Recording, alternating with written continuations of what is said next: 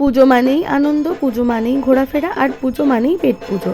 আর এই পেট পুজোতে যদি থাকে লুচি আলুর দম, তাহলে আর কথা কি। চলুন আমরা দেখে নিই আলুর দম তৈরির প্রসেস। প্রথমেই আমাদের নিতে হবে 300 গ্রাম মতন আলু, এবং সেই আলুগুলোকে কেটে ধুয়ে আমি পরিষ্কার করে নেব।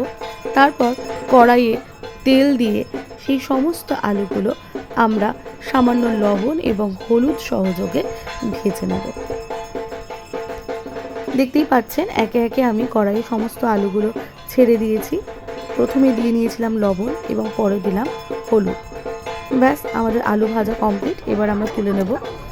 এরপর একটি পাত্রে আমরা পোস্ত, চারমগজ এবং কিছুটা কাজু দিয়ে নেব, এবং এই সমস্ত মশলাটি ভিজিয়ে আমরা বেটে নেব। তারপর আরও একটি পাত্রে নেব সাদা জিরে, লঙ্কা, আদা এবং একটি টমেটো এবং গোটা গরম মশলা। এই সমস্ত মিশ্রণটি বেটে নিয়ে তাতে আরও কিছু মশলা অ্যাড করব। ধনে গুঁড়ো, আলুর দম মশলা, শাহি গরম মশলা, তড়কা মশলা। এই সমস্ত মশলাগুলি দেওয়ার পর আমি একটু জল দিয়ে সেটিকে মিশিয়ে নেব। তারপর আরও একটি পাত্রে কড়াই গরম করে তাতে দিয়ে নেব তেল, এবং তাতে দিয়ে নেব সাদা জিরে, শুকনো লঙ্কা, তেজপাতা, গোটা গরম মশলা ফোড়ন হিসেবে। সঙ্গে দিলাম কাঁচা লঙ্কা এবং একটি ছোট টমেটো। তারপর তাতে দিয়ে নেব কাজু বাদাম, চারমগজ, পোস্ত বাটা মশলাটি। তার মধ্যে দিলাম হলুদ, লবণ, চিনি।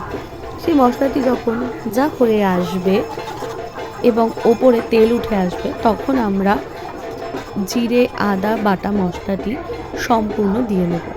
দিয়ে নেওয়ার পর আর কিছুক্ষণ সময় দেব সমস্ত মশলাটি ভাজা হয়ে আসার জন্য।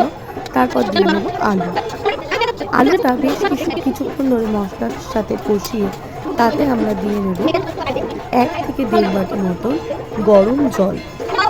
এই গরম জল দেওয়ার পর আর কিছুই না, বেশ খানিকক্ষণ অপেক্ষা করতে হবে যে সমস্ত জলটি ফুটে আসা অবধি।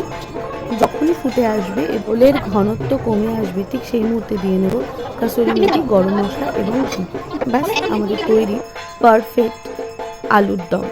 এরপর সার্ভ করে নিন পরিবারের সকলের সাথে লুচি অথবা পরোটা। তো বন্ধুরা, আজকের মতো এটুকুই। টাটা।